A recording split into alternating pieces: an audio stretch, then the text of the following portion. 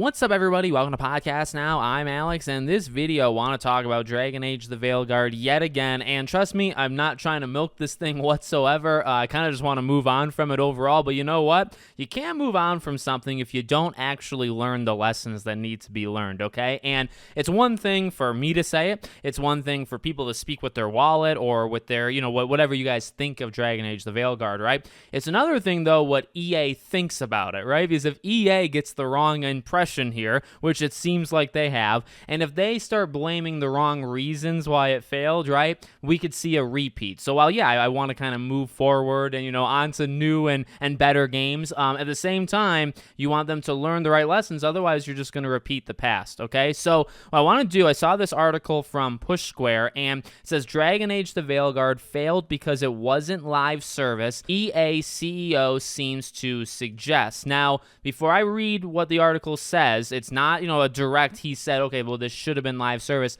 He does imply that. And I also kind of want to plug, I did a video, I think a week or so ago, where I went through the reasons why I think the game failed. And I'm not going to, go through all of those reasons again in this video, but this is what I'm talking about, right? Like, it's one thing to say, I mean, look, this game has had so much controversy. This game has had so much back and forth. It's why, you can talk about the woke, anti-woke stuff, all that jazz. I'm not here to suppress your speech or anything like that, but I really try to get into like the nitty-gritty of all of these games, because I do think you gotta be able to find exactly, if there's like 10 reasons, you gotta be able to find these reasons. You gotta be able to say them out loud, right? You gotta be able to articulate them. Otherwise, you're gonna, again, be doomed to repeat that in the future. So is the woke, anti-woke stuff, was that part of it? Well, as I said, I think Tosh as a character is just not very good. I think there's depth there of why that character is not good, but again, I said that. I mean, you could talk about the gameplay, you could talk about the art direction, you could talk about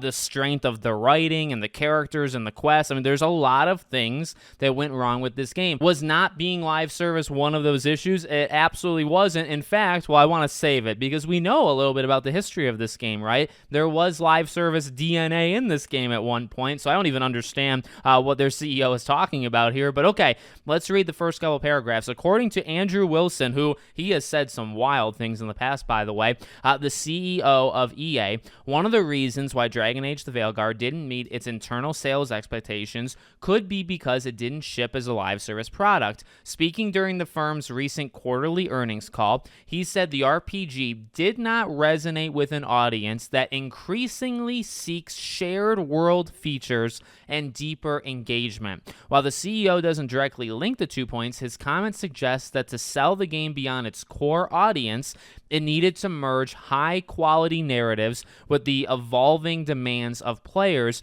which are apparently these shared world mechanics and deeper engagement. Dragon Age had a high-quality launch and was well-reviewed by critics and those who played it. However, it did not resonate with a broad enough audience in this highly competitive market. And then you even have their chief financial officer. This last part actually scares me quite a bit. The game's financial performance highlights the evolving industry landscape and reinforces the importance of our actions to reallocate toward our most significant and highest potential opportunities. Now, that one actually almost scares me more than what Andrew Wilson said. So let's start there first, right? I don't like reading that ever from any company, right? Because it's obvious, okay? And we've seen this before, and it is something that I think, if we were maybe in positions of power, like with our backs against the wall, right? Is this the path that we might go down? I mean, it's an easy path, right? Because you're pushed, your back's against the wall, and you're saying, okay, we're all out of options. Well, what do? You do the safe thing, right? Like 9 out of 10 people are going to say, okay, well, we're going to just focus on, again, what they say, like the broader audience. So think what they're talking about, right? Madden, Battlefield, right? FIFA, like the things that make us billions of dollars, the loot box, like Ultimate Team type deal, right? These are things that people just for some reason cannot resist pulling out their Velcro wallet and just, throwing money. They just keep doing it, and EA knows it, and they double and triple and quadruple down on it, and therefore I think their games as a whole in that region or that department continue to get worse, okay? They know that. They know that. The people know that, and yet they just don't seem to care. But that's what and again, like, is that something that we wouldn't do? Well, again, like, if it works, it works, and that's actually the sad thing about almost like a separate thing entirely to this video, right? But it's like, do they cause a lot of these issues? Yes. But at some point, you also kind of have to blame just like the casual players and say, if we were not spending billions on Madden Ultimate Teams every year, EA would pivot, right? Because they'd have to. Again, your back's against the wall. You don't make billions of dollars a year anymore on these Ultimate Teams for your, annual franchises. What do? You got to change it up, right? Otherwise, you're just going to continue to fail. So in one way, yes, they caused it because they're the one doing it, but also the people are the ones supporting it. So it's like you can kind of get mad at them all you want, but also we have to step up. Now, I mean, I haven't bought a sports game in a long time. I think I bought one Ultimate Team pack for $20 in NHL 12 or something, like, back 10, 12 years ago. That was the one time I ever did it. So, I don't think I'm contributing to that problem, but millions of people are, okay? So that's that part. And again, it's not necessarily what you want to hear because that's not innovation, right? That's not pushing it. That's saying we are literally just going to go back to what makes us the most money and tripling down, and you're not going to get interesting things. Not that Dragon Age of Veilguard actually was all that interesting, but again, it's almost a separate topic entirely, right? Now, as to the Andrew Wilson thing, again, please, for the love of God, don't look at this game and say, well, people were expecting this game to live on forever. In terms of all of the arguments, and yes, there was, again, like you can boil it down. You can talk about 12 different things that were wrong with the game. You can do whatever you want. I didn't see a single person, and please, for the love of God, don't be that single person. I didn't see a single person that said, oh, it wasn't live service. This wasn't a game that had its initial story, like Suicide Squad Kill of Justice League. It had its initial story, and they're going to tell the rest of the story over the next 2 years. I didn't see a single freaking person say that that was the issue with the game. And you want to know why? I think generally is because that wasn't an issue with the game. The issue with the game, if you want to just talk about contained versus like uncontained, is what was there was not good enough. And I actually said the same thing. Again, people can kind of get into these like pit holes and stuff of these discussions, and I guess that's okay. But, with Suicide Squad, okay, I said, look, if you want to do the whole tell the story over 2-year thing, whatever. I don't like that at all, but if that's the plan, that's the plan. But here's the thing. You got to have a good product at launch. You got to have something there. And in terms of, again, contained versus not contained, it needs to be there. Whatever is there needs to kind of be complete and needs to feel fulfilling. And that was another issue with Suicide Squad, is what they actually gave us wasn't good enough. It was also them relying on years of additional content to finish the story. That's a huge issue. You can't just let them off the hook for that, right? That's a big problem. But also, let's talk about the game itself wasn't good enough, right? And I don't know if everybody did that. And again, that's okay. Everybody is free to express themselves, how they wish. But same thing with Dragon Age, right? With Dragon Age, you can talk about, again, I mean, I would never make this point that he made. Oh, well, people wanted it to be, told over like the next year.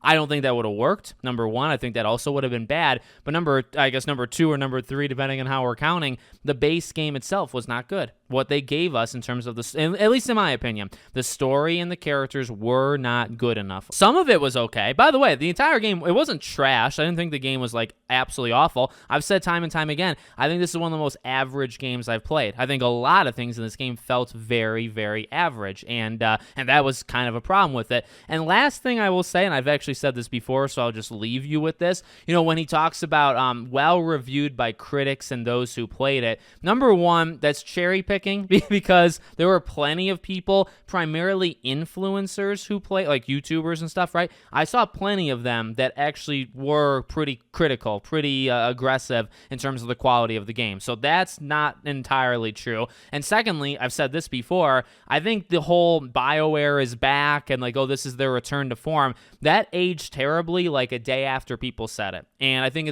I think in 3, 4, 5 years, when we go back to play the Veilguard, if you want to, and you think about what the reception was at the time, you think about these sites that gave it 9s and 10s and said, this is their Mass Effect 2 moment. They're back and better than ever. That already aged bad now. Imagine in 3, 4, 5 years. So again, I've said that before, but I don't like him bringing that up either, because it's like, well, yeah, but I just didn't agree with those critics. At the end of the day, by the way, I played the game, I made my own opinion of the game, and I also think that is kind of diminishing. Don't you think? I mean, maybe I don't want to put ideas into your head. You let me know in the comments, but when you say something like that, aren't you trying to like brush off the issues? You know what I mean? If you're saying, well, we don't really know what went wrong. I mean, people that played it loved it. Well, you're cherry picking. Not everybody that played it loved it. And also, I think that's going to age pretty badly. But when you say that and you say, well, like maybe it should have been live service, maybe the structure of it was wrong. Everybody that played it seemed to like it, so I don't understand the problem. Well, you're kind of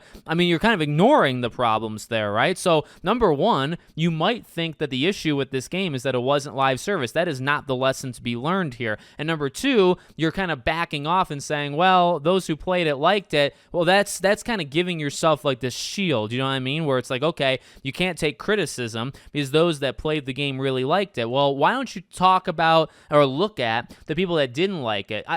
Yes, some of it can get muddied. Some of it's not constructive. Some of the criticism at this game is not constructive criticism. And I'm not here to tell you if that's good or bad, but from EA's perspective, maybe you want constructive criticism. Well, go find it. There's plenty of people that talked about real issues and went in depth with those real issues. You know what I mean? And if you're just going to kind of go back and say, well, we got 10s. People gave it 10 out of 10s. Well, if you're going to do that, you're not looking at the negatives. And if your game didn't do well, it didn't sell well, well, you know what I mean? Like, well, you're going to just be stuck in that purgatory. You're going to say, well, how do we not sell double the amount? I thought we were supposed to sell double the amount. Well, it's because you're not looking at the negatives of it. You know what I mean? So I don't know. I could talk about this for like an hour, but it's pointless in the same way that what they're saying is pointless, right? They got to learn the right lessons. And I do get worried about that stuff. Not because, look, I mean, I'm not one to live in the past. Like I like the future. I like the present as well.